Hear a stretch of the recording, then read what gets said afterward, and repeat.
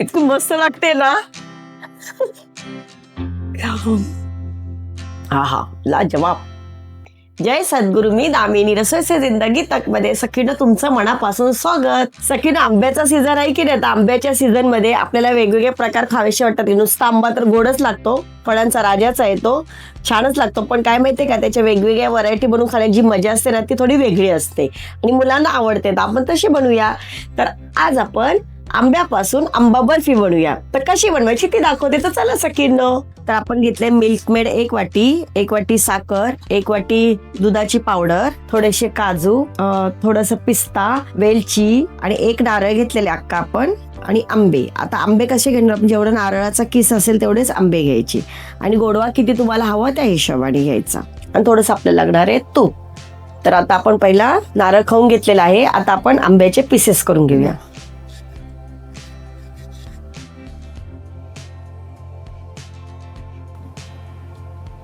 असं आपण आंबे सर्व काढून घेऊया. तर बघा 2 आंबे आपण कापून घेतलेले आहेत आणि 1 नारळ. तर आधी काय करूया, आपण नारळाचा किस घेऊया. चवीनुसार साखर, याच्यामध्येच मिल्क पावडर. आता आपण हे वाटून घेऊया.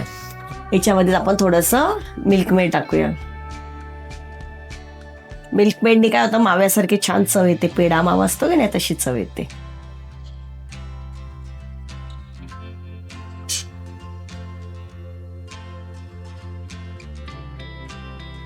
बारीक असं वाटून झालेलं आहे, मस्त की मऊ असं छान, आणि सुगंध खूप छान आलेला. आंबा, मिल्कमेड, मिल्क पावडर. आता आपण गॅस लावून घेऊया.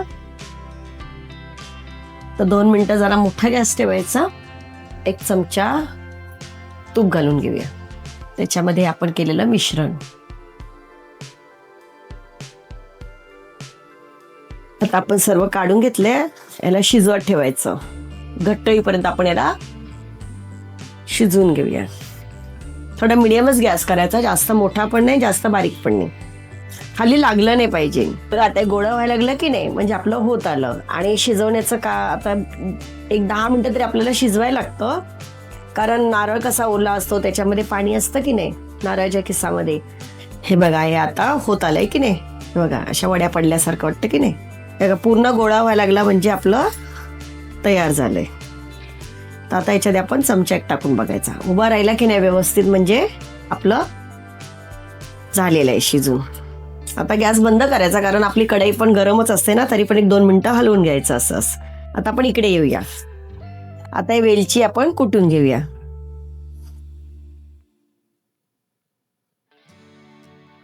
याच्या ना सर्व साली काढून घ्यायच्या, त्या फेकून नाही द्यायच्या. त्या आपण चहामध्ये घालणार आहोत.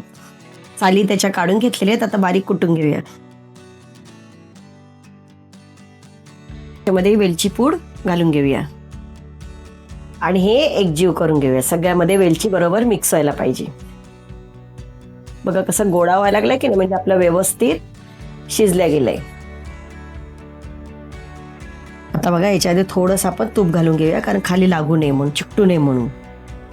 आणि तूप पसरवून घेऊया. जास्त लावायचं नाही तूप, थोडंसं नावाला. चारी बाजूने असं लावून घ्यायचं. आणि हा आपला, हे बघा कसा गोळा तयार झालाय की नाही व्यवस्थित, तो घ्यायचा आणि याच्यावरती टाकून असं पसरवून घ्यायचं. आता बघा, आपण सर्व व्यवस्थित हे पसरून घेतलेलं आहे. गार्निशसाठी थोडंसं पिस्ता आणि थोडेसे काजू. आता याला थोडंसं असं दाबून घ्यायचं, म्हणजे व्यवस्थित ते पडणार नाही. आता हे थोडं कोमट झालंय, तोपर्यंत आपण वड्या पाडून घेऊया.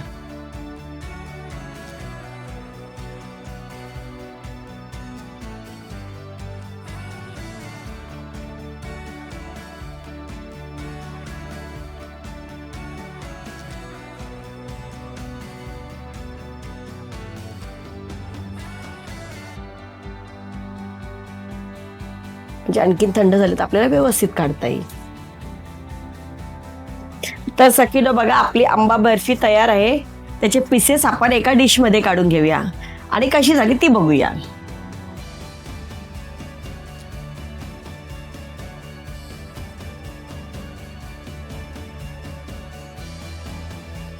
हे बघा किती छान मऊ लुसलुशीत व्यवस्थित पीसेस पण होतात त्याचे.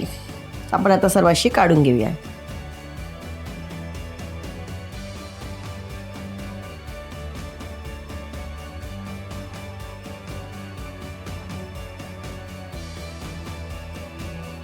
तर सखींनो, आपली आंबा बर्फी तयार झालेली आहे. आपण टेस्ट करूया. किती सॉफ्ट झाले बघा, छान आहे. इतकी मस्त लागते ना, अतिशय सुंदर लागते. खरोखर तुम्ही करून बघा. लहान मुलांना तर एकदम वेगवेगळा खाऊ आवडत असतो की नाही, तोच तो आंबा खाऊन कंटाळा येतो मुलांना. जरा वेगळं दिलं तर त्यांना आंब्याची काय चव आहे ती कळते. हा हा, लाजवाब, मस्त. तर सगळं तुम्ही पण अशी वडी करून बघा आणि मला कमेंट मध्ये सांगा. माझ्या चॅनलला लाईक शेअर सबस्क्राईब करा. थँक्यू.